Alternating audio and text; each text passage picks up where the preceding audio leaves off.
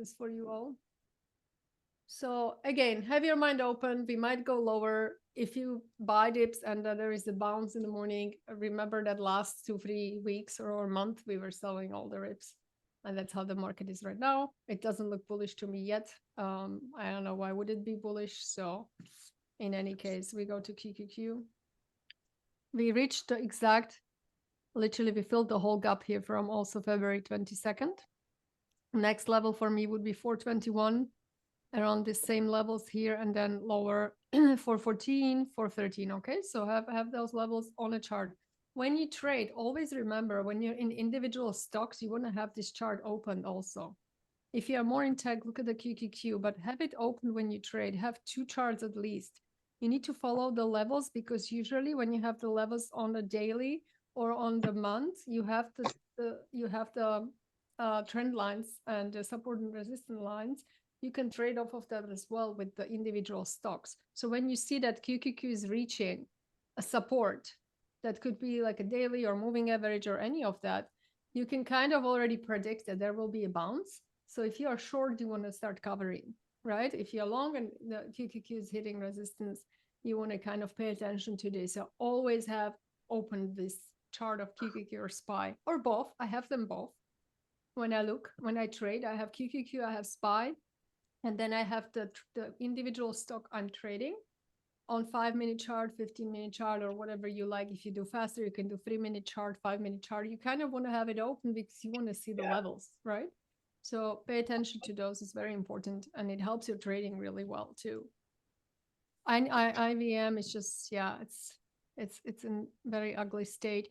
I sold some 185 puts on IVM right down here.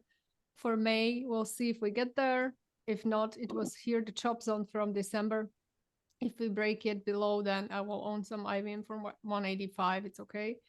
I always do puts that I don't mind owning it there. It has a lot to break below, but again, it's very volatile, so it can happen. We have this demand zone here as well. It's kind of stuck below. Today it went to the point of control and back to the box of, which is now supply, and it just failed. So IVM looks ugly with the interest rate higher. This will be the worst scenario. But again, trade the bounces, guys. It's really fun. They are short-lived, but you can make money quickly. All right. So let's look at individual stocks. Nike. Nike usually rallies into the earnings from the past. So if you want, and it's summer coming too, a lot of people will do sports, a lot of people will be buying the merchandise. The company is having a hard time. They are having issues with innovation. They're blaming it on work from home, that people are not creative enough, the CEO said. But I think the Nike, if you get about the 95.40, which is a gap right here, we could totally go to 100, 102. All right, so Nike looks pretty good. It had an ugly day yesterday. It looked like it's going to go back down, but now it's about 20 moving average. So yeah, Nike could be fun for the summer as a longer term swing if you want to own it, at least to get up to 99 and 100. Okay, so that's kind of my situation here. Also, it was on a really strong support right here. It bounced from there. So that's Nike. I like it. I might get some for a longer term swing myself for like 2 months, until the earnings. HLT. And if you have any more stocks you want me to review, just type it in the chat box. I will look at them. Hilton Worldwide seems like it's it's sitting on a gap support right now. If it doesn't bounce from there, you can see it's coming much lower. 198 would be like another support, but then you have the 100. So the stocks, they break the 50, then most likely in the weakness are going to go down to the 100. And the 100 corresponds with this ugly chop zone here from February. So this is to me a short scenario here. But again, don't short it now because it's on the support. If you want to short it, you want to see it bounce a little bit and then short it, right? Make sure that when you're shorting, you're not shorting when it hits the resistance, the support, because that's when most people make the mistake. They see it, oh my God, it's so bad today, and they start shorting and it's then bouncing. All right. Oh, sorry, well, I'm going to Shopify. ABT.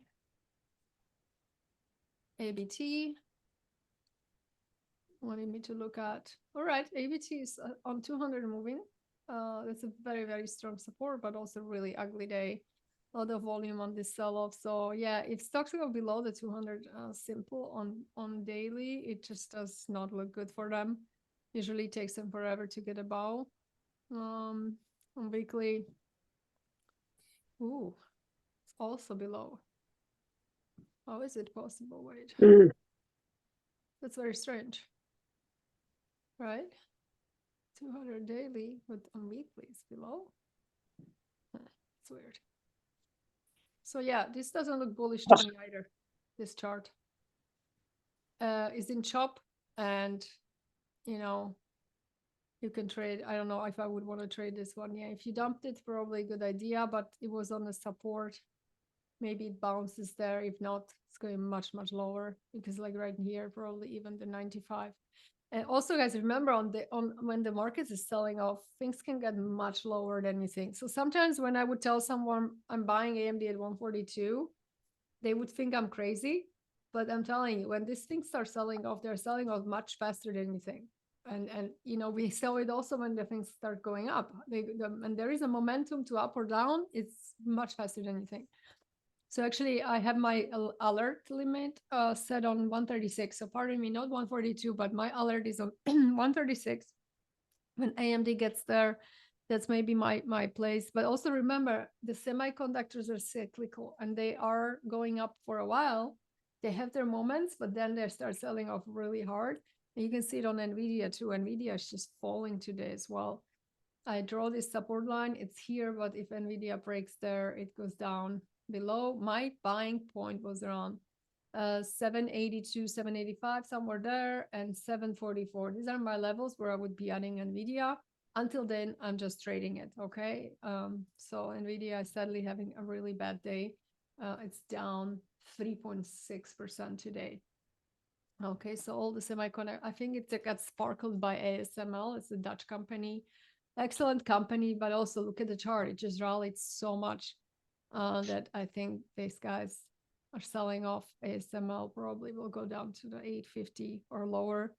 Be careful with those. You know, it's good to have your money diversified. If you have portfolios like defensive stocks, not defense. Defense is LMT, RTX, all those guys that we use in the war, right? They might still go higher if there is more war tension, but defensive stocks, like for example, Procter and Gamble, for example, McDonald's.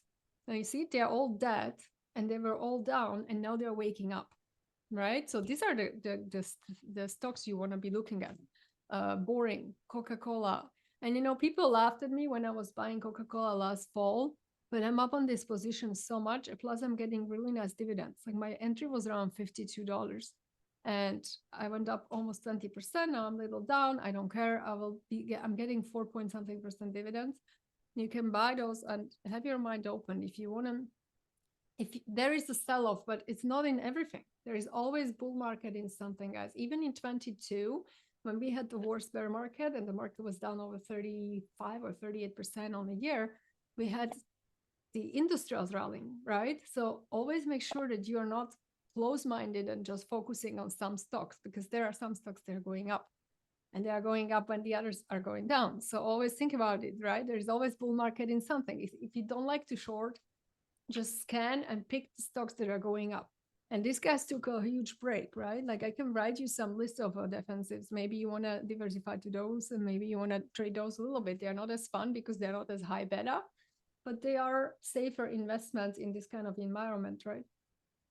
All right, PLTR. Yeah, PLTR is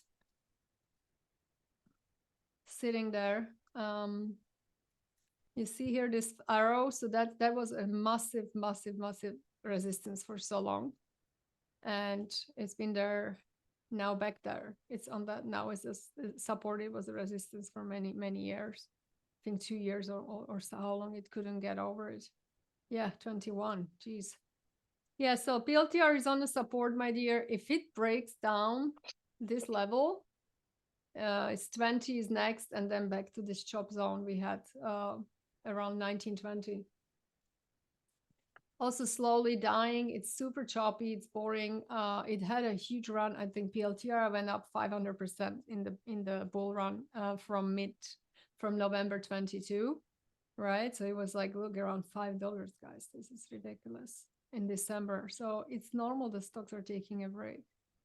Look at this, it went up 360%. Okay, so still a huge run. So it's taking a break, selling off sadly. Have this box on your chart so you know when to react. It might get there, to be honest with you.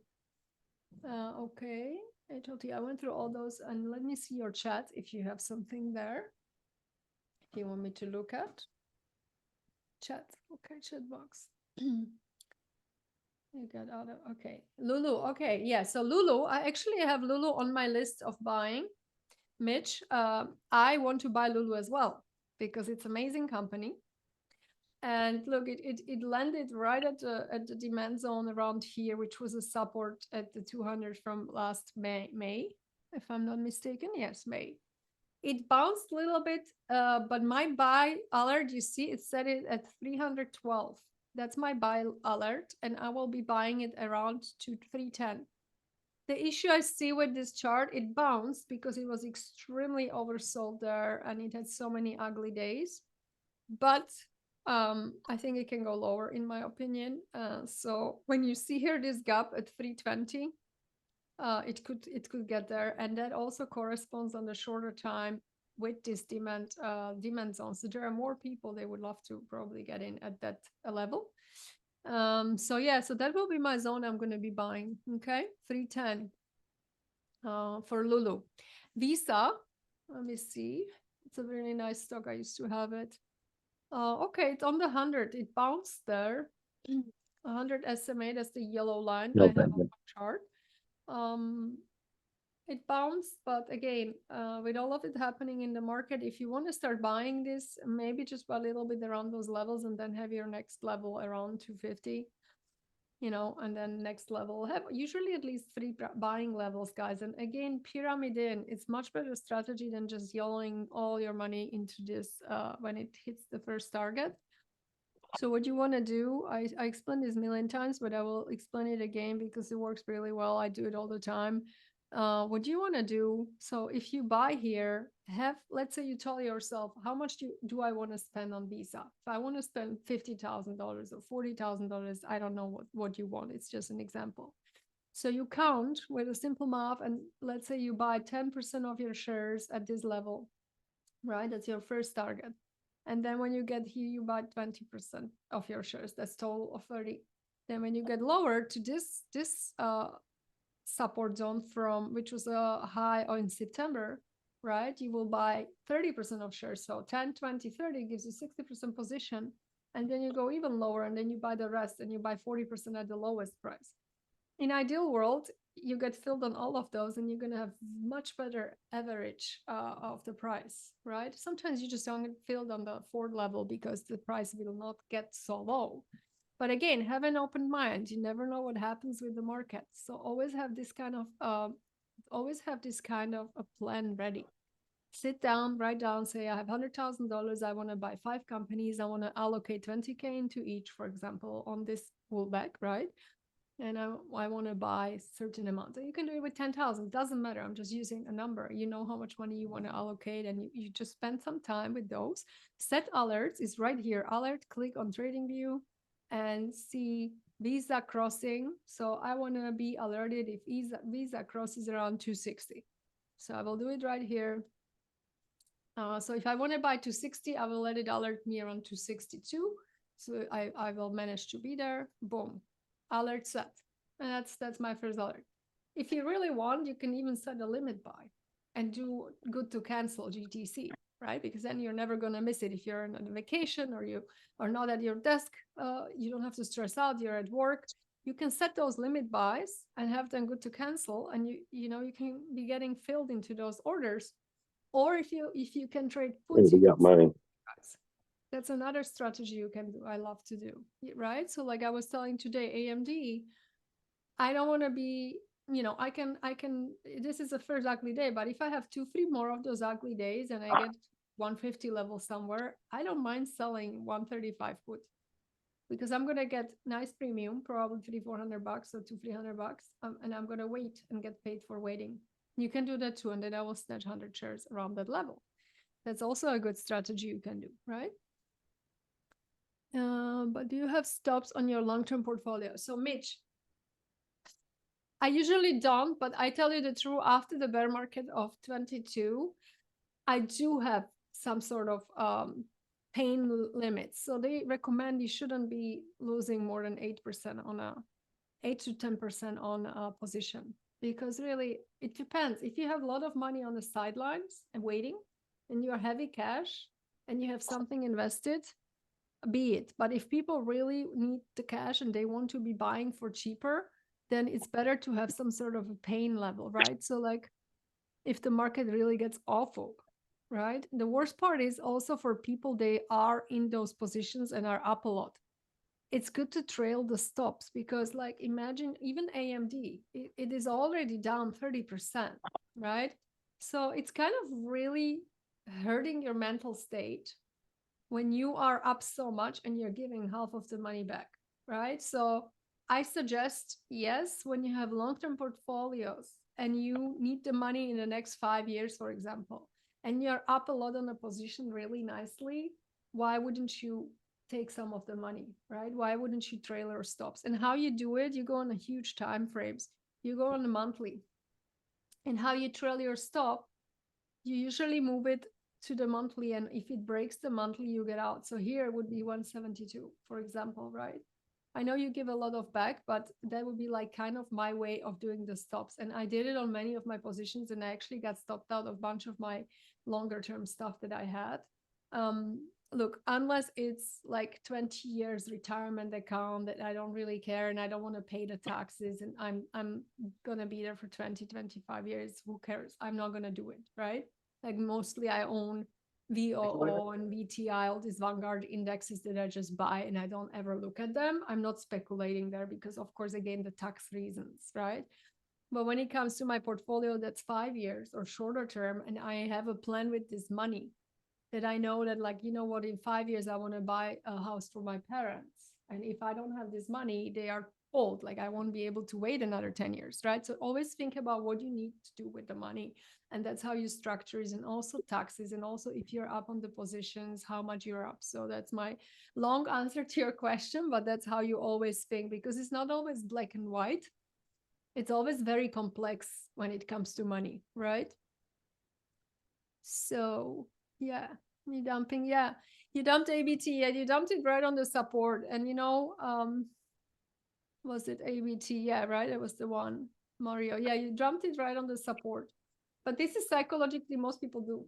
When they say I dumped a stock and next day it goes higher. Yes, because there is also a little bit of exhaustion volume, and it really went below the 200, freaked a lot of people out, probably trapped a lot of people short, and people got rid of the stock so it can bounce higher. It's all psychology. It works that way. But again, this stock, I don't see why it would, even if it has a meaningful bounce, it's in a downtrend. The 100 is about the 10 and 20 at this point. Soon it's going to cross the 50. So even if it would bounce probably only like $3-4. So yeah, if you were up on the position a lot, why are you having the headache? Yeah. Okay, cool. All right. Yeah. If you want me to look at more stuff, guys, I'm happy to do it. What is the market doing now? Let's see in a smaller chart. Okay. We had a little bit of bounce today. It was a fun day, yeah, for short-term scalping. Yeah, it did. Okay.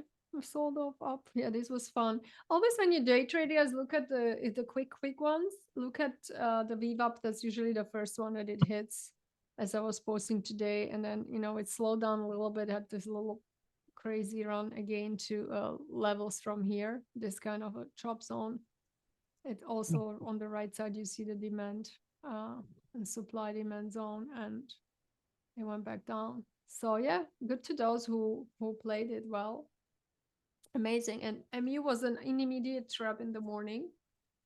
It was immediate trap right here. That's why like entry was right here. And when you see things failing like this, so how can you set up the stop loss on this day trade? I will show you, because it's a good learning experience, right? So you have the breakout level. You could do previous day high right here. Okay, that's the first green line I had. And then second one is the pre-market high. So, it broke out really nicely. You could have done just a scalp because look, even if you enter here or you would enter here, you make easy, quick $1.50, right? So that's good on a on a very quick trade. But then what you can pay attention to, second candle was inside, right? Meaning that the price was inside of the first one. So what you can do quickly and adjust your stop, how you usually do, you will have your stop loss right below the inside candle, because that means that the price is going to explode higher or lower. So what you do when this happens and you're suddenly in, you get filled, you just move your stop exactly below this second candle. So that means you would probably get stopped out right after with the next candle. You don't lose any money, or you would lose, if you get in here, you would lose a little bit. Right? That's what you want to do usually when you see this kind of formation, because it was like this indecision price compression. So I was in this trade. I was like, okay, this candle is showing me that we're going to explode higher or we're going to go lower. And sadly, we opened nicely here and it started selling off immediately and moved my stop boom out. Right. So that was the trade. Sadly, it didn't do anything. And thankfully, if you wouldn't have a stop loss, look at this. So always respect your stop loss, because frankly, guys, nobody knows what's going to happen. You can have all the skewed data and technical analysis. The market just will do whatever it wants, and you can just be very well informed and managing your risk. That's all you can do. And if you lose a little bit, it's okay. Next trade. You can also switch quickly to short, which is called opening range breakout, right? How you trade it, you can trade it on 5 minutes or you can trade it on 15 minutes. So for example, here, when you missed this morning one, right, you could have seen the inside candle and see the upper wick that the stock is struggling, and then you can turn short, right? You can turn short below the inside candle. Or opening range breakout means you have your levels at the first 5 minutes of the big opening candle. And the moment it breaks below the range, you're getting short. And you have your target at the pre-market low. And look at that. It will be a perfectly nice, quick scalp.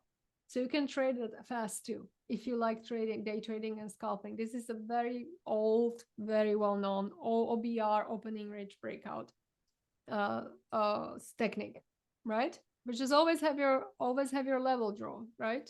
So I will remove the point of control now because it's created after, but you can have your stop here and you would be having a nice 120, 190 until to 120, $1.50 again or more, quick scalp, right?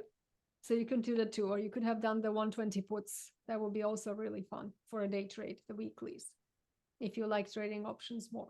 So always pay attention to those setups. They are very easy to trade and fun. I like the OBR range. The same thing you can do on 15 if it's too fast for you, right? So here, the same thing. The 15-minute candle looks like this. If you guys understand candles and what they mean, upper wick means there is a huge selling pressure, right? That's what it means. So when you see nasty candle like this that went up, trapped people long, and just sold off, what you do, you set your stop limit, sell for a short trade below the OBR, the 15-minute range, and you just go short. And that's it. And then what you do, again, you have your level that is the pre-market low, which is 120, right? Because of that level, you can go short here with 120 puts, or you can just go sell short the shares, which will give you about $2 on the share, right? Which is nice for a quick day trade. And then you can see how it reacts. You can move your stop loss, right? And then you can take another short below this one, because this is again meaning a buying pressure. So you can just get out here and wait. And then if it breaks there, you can go again lower, right? Or you can just be trailing your stop. But I just wanted to tell you about the OBR because it's a very, very good way to day trade. And if 5 minutes is too fast for you, do the 15 minutes, right? And see. So, and also you saw, if you would be paying attention to the QQQ in the morning, don't mind my box, that's my huge box. You would see, I have this box here for weeks. And every time we do Zoom, you guys see my box. I always have them. So you would see that in the morning, it was touching. Oh, thank God. Yay. It was touching the resistance of the zone and it failed. So if you see this happening and you are in individual stocks that are high beta on their tech, it corresponds the market and your stock. It gives you the confirmation to stay short, right? Because usually it will drag one will drag another. So that's kind of a strategy. Always have those two open when you day trade. Have peak your SPY. All right, let me see if there are more questions. Okay, guys, if you have more questions, I'm happy to answer them. Or if you have more stocks you want me to look at, just send me into a chat box. And if not, I'm going to wrap up for today and send you the recording into the announcement channel. Thanks for coming. You guys have a good day, and I will see you tomorrow in the chat room. Okay, bye. Thank you so much, Mario. Thank you. All right.